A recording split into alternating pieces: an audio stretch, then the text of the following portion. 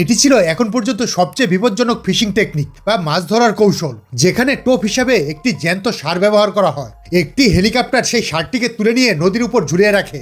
ষাঁড়টি জলের মধ্যে ছটফট করছিল। সে মোটেও জানতো না যে সে এক বিশাল শিকারীর লক্ষ্যবস্তু হতে চলেছে। তীরে দাঁড়িয়ে থাকা দলটি জলের প্রতিটি নড়াচড়ার উপর কড়া নজর রাখছিল। আসলে তারা এই ষাঁড়ের সাহায্যে একটি বিপজ্জনক কুমিরকে বাইরে বের করে আনতে চেয়েছিল। এই কুমিরটি সেই নদীতেই থাকে, যাকে এক বৃদ্ধা বহু বছর ধরে পশু খাইয়ে পুষছিলেন। ক্রমাগত খাবার পাওয়ার কারণে সেটি অত্যন্ত আক্রমণাত্মক হয়ে উঠেছিল এবং এখন মানুষের উপরও হামলা শুরু করেছে। দলটি অপেক্ষা করতে থাকে, কিন্তু দীর্ঘক্ষণ নদীটি পুরোপুরি শান্ত ছিল। যখন তারা ফিরে যাওয়ার কথা ভাবছিল, ঠিক তখন ওই হেলিকপ্টারের রাডারে একটি বড় নড়াচড়া ধরা পড়ে। উপর থেকে নির্দেশ আসে, একটু অপেক্ষা করো। আর ঠিক তখনই হঠাৎ জলের ভেতর থেকে একটি বিশাল কুমির তাদের দিকে এগুতে শুরু করে। দলটি তৎক্ষণাৎ সতর্ক হয়ে যায়, আজ একে শেষ করতেই হবে। ওদিকে ষাঁড়টিও বিপদ টের পেয়ে প্রবলভাবে ছটফট করতে শুরু করে।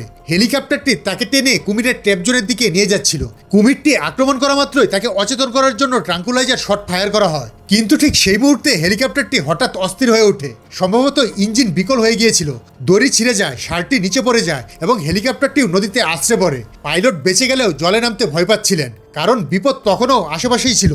হঠাৎ কুমিরটি নদীর জল থেকে বেরিয়ে আসে এবং পাইলট আতঙ্কে নিচে পড়ে যায়। কোনো মতে তিনি আবার হেলিকপ্টারে পৌঁছান, কিন্তু কুমিরটি আবারও আক্রমণ করে। এবার তার বিশাল শরীরটি হেলিকপ্টারের মধ্যে আটকে যায়, আর এটাই পাইলটকে বেঁচে ফেরার সুযোগ তৈরি করে। কুমিরটি সর্বশক্তি দিয়ে বেরিয়ে আসার চেষ্টা করলেও সফল হয় না। শেষ পর্যন্ত সে হার মেনে নেয় এবং এই বিপদের অবসান ঘটে।